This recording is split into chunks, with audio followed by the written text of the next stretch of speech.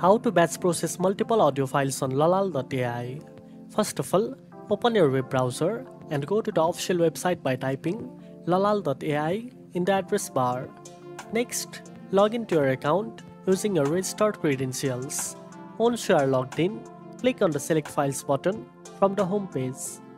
Now, instead of choosing a single file, hold down the Ctrl key and select multiple audio files from your device.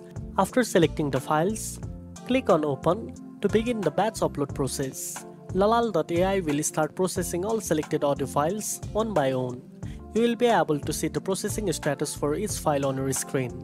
Please note, batch processing is only available for users with a premium plan, so make sure you have upgraded your account before trying to upload multiple files.